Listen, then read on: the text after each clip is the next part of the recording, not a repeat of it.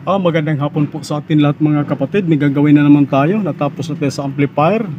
May gagawin tayong debunk na 32 inches na LED TV, no? May bago karating lang ngayon. Yan, wala daw picture eh. Yan, power on natin sa remote nya. Yan, may standby tayo. Nag-down na siya. Yun, no? Parang kumindat lang yung debunk. Tapos biglang nawala. Maalinag na lang. Tapos nawala na ng tuluyan. Ulitin natin. Tututok natin sa screen, no? Kasi nakita ko yung saglit yung debunk. Yan ang sabi ng may-ari. May lalabas daw konti saglit tapos wala na. Yan. Yun, no? Nakita nyo mga bro.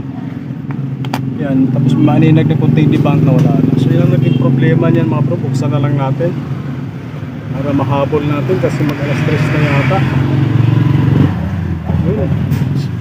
Alas 3 kwa, no? Medya na. Habol natin hanggang alas 5.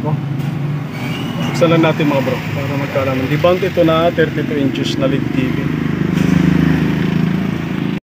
Ito pala yung model ng ating gagawin na debunk mga bro. Ito yung model number nya. Debunk LED Tech TV model number 32DL641. So LED TV nga lang to, hindi pa to smart. So buksan na lang natin mga bro.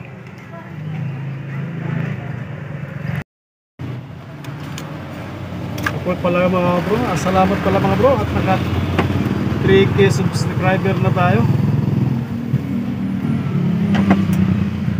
Sana dumami pa.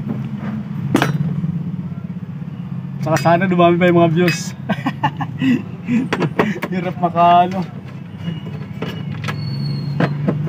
Maraming kunting sipag pa siguro tayo para makarami tayo ng views sa ating upload. Mahirap pagkakuha ng $100. Sana bago mag-December makuha na may magbigay ng bonus. Bonus ako. Ay.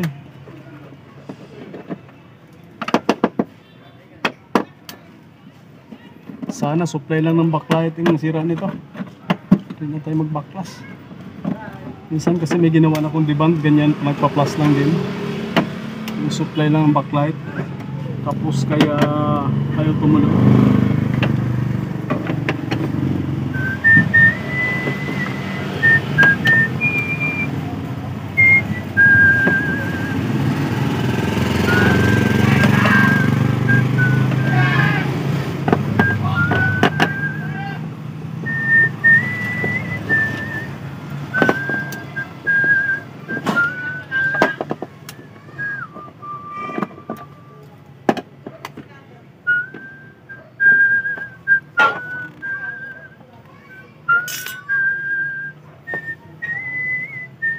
Yun, wala na. Oops, sumabit. Tanggalin mo natin yung saksakan. Uys, ano pala to? Punutin mo natin speaker.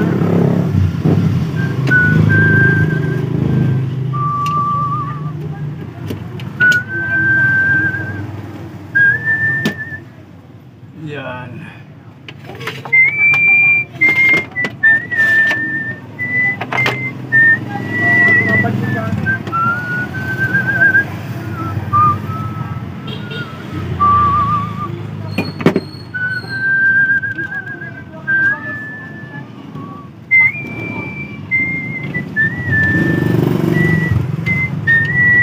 Bilang natin. Ayun, may nakita na tayong kakaiba no mga bro.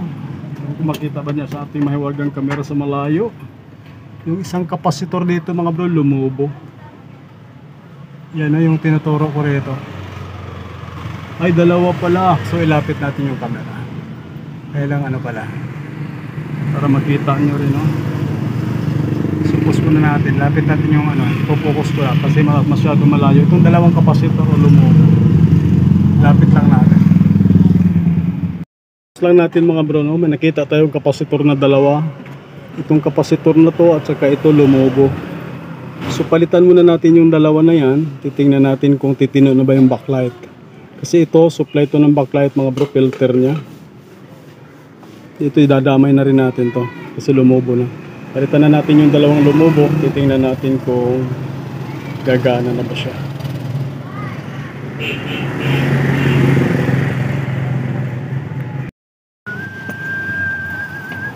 So baklasin lang natin para mapalitan natin yung kapasitor na dalawa.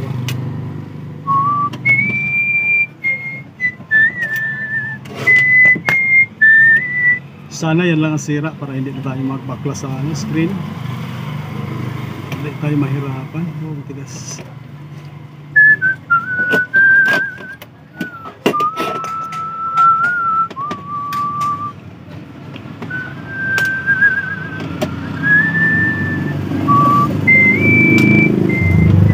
Uy, kalimutan ko na mapainitin yung ating mahiwagang panghinang.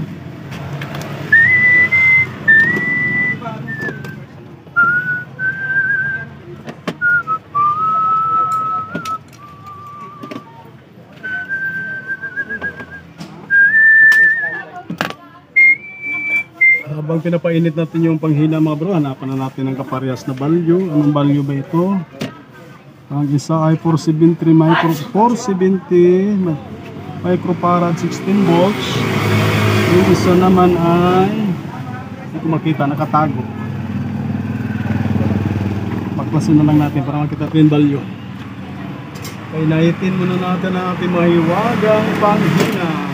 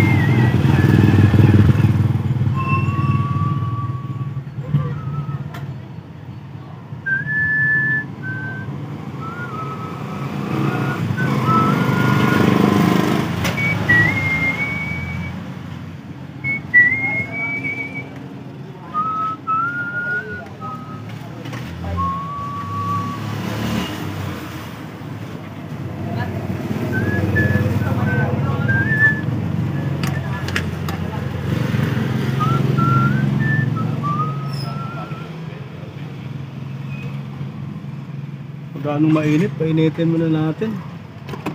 Gaano mainit yung ating panghinang.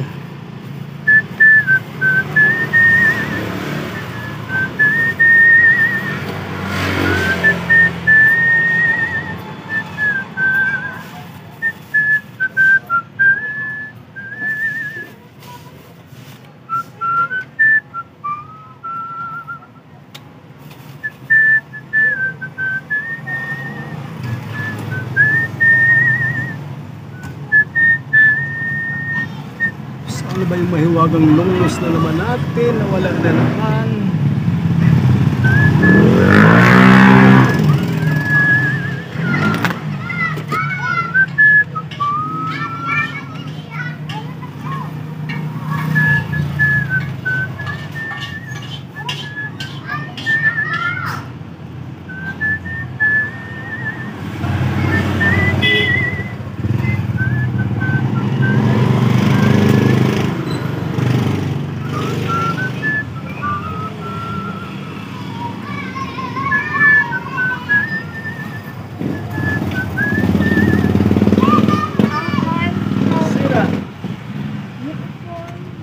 Pwede ba bukas yan? Kasi may ginagawa ko ng TV. Okay lang ba?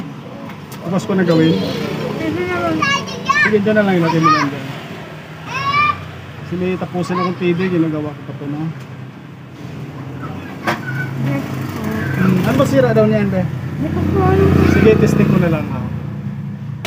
Bigyan mo na lang bukas, ha?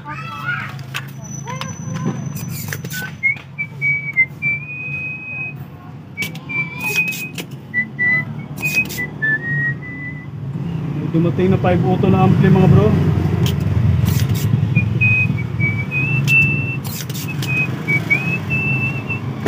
Yun naman ang mission natin bukas.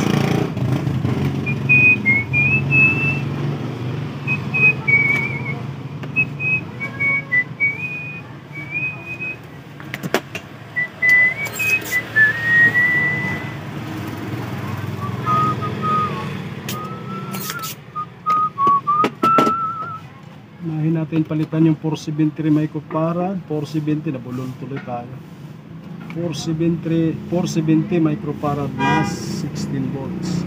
Ang pinalit ko dyan mga bro ay 25 volts para matibay. Ay, hindi basta-basta lumobo.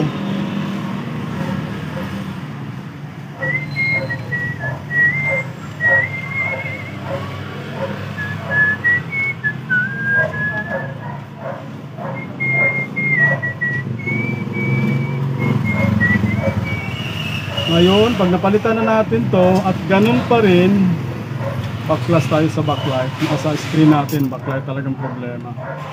Kasi itong capacitor na to, supply to ng backlight. Minsan dito lang ang problema kaya ayaw tumuloy. So ang isang value ay 3,300 microfarad ay 35 volts yung isa.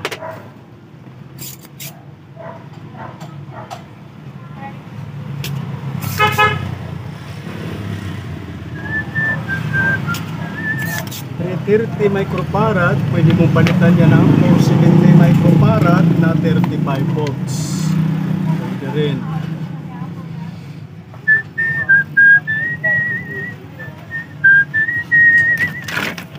Saan na ang mga reserba natin? Ang mga kapasitor.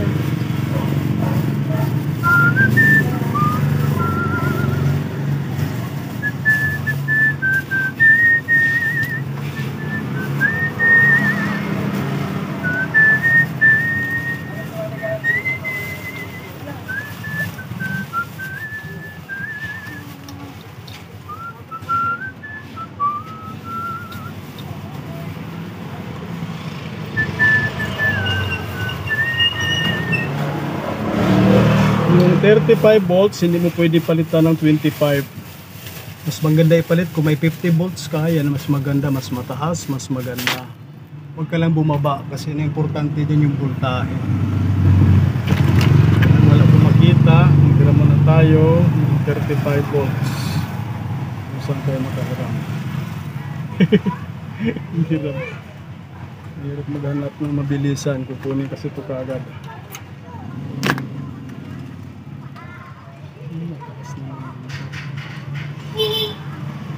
Pause muna natin para hindi ganong haba, no? Hanap muna tayong kapasitor. Tuloy natin mga kapatid, no? Napalitan na natin yung kapasitor. Ang pinalit natin dito sa 470 na 35 volts ay 1,000 microfarad na 35 volts. Kaya tinumbak ko yan mga bro dahil medyo mahaba. Kasi pinatayo natin yan, lagpas kasi dito. Kakalang siya sa takip, kaya bibuild na lang siya. Wala namang problema kahit 1,000, mas maganda yon. Tapos yung isa, simbalyo, 470 na 16 volts. Ay, 25 volts pa lang ano. Yung farad, okay lang parehas. Yung voltahe 25, tinasa natin mga bro para matibay, no? Ito yung luma niya. Ito yun, no? 3,300 microfarad pala yung isa, 35 volts. Ang pinalit ko nito ay 1,000. Mas maganda mataas ang farad, mas maganda kasi filter lang naman yan, di siya masilan. Ito yung pangalawa, 470 na 16 volts. So try natin, titingnan natin kung gagana na ba yung backlight. Pag hindi pa, malamang backlash tayo, mahaba na naman ang laban. Sana umilaw.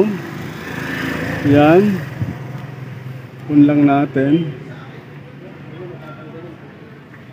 Titingnan natin kung ayun, umilaw na yung backlight. Mga bro, nakita nyo yung butas. Umilaw na, hindi na siya namatay. Kanina kikislap lang yan, tapos mamatay. Kikislap yung saglit, tapos matay kaagad. Yan o, tuloy-tuloy na yung ilaw. So silipin natin yung screen mga bro. Tingnan natin kung may picture na ba. Abra, yun o, signal nakita ko na. Abra kadabra. Okay, maganda yung picture. Buti naman at hindi tayo pinahirapan. Kala ko mag-backlash pa tayo sa screen. Buti ang problema lang pala talaga niya ay yung supply ng backlight. Kinakapos kaya ayaw tumuloy yung backlight natin. Yung pinaka backlight niya walang sira. Yung supply lang may problema kaya ayaw tumuloy. Kapos. Kasi lumubo na yung kapasitor.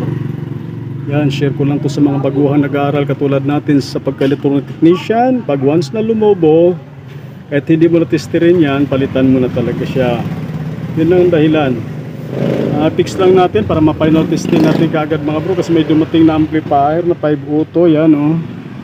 Gagawin pa natin na sa lapag, na sa labas. So isarado lang natin para ma-testing natin kaagad.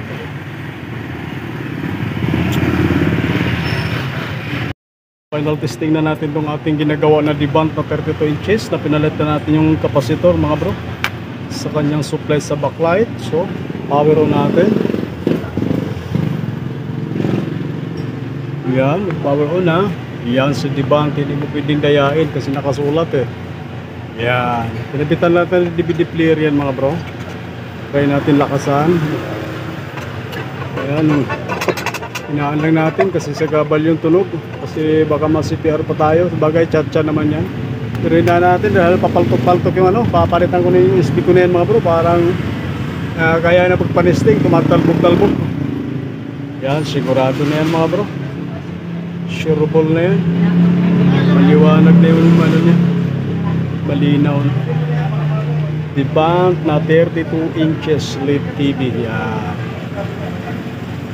Sureable na yan mga bro. So maraming salamat po muli sa inyong panonood sa ating mga ina-upload ng mga video mga bro. Shout out sa inyong lahat. At medyo marami-rami na tayo. Maraming salamat at nakakaabot na tayo ng 3K subscribers. Salamat ng marami sa inyong mga bro, sa inyong suporta, sa patuloy yung panonood sa ating mga ina-upload na video. So maraming salamat muli at magandang hapon po sa ating lahat.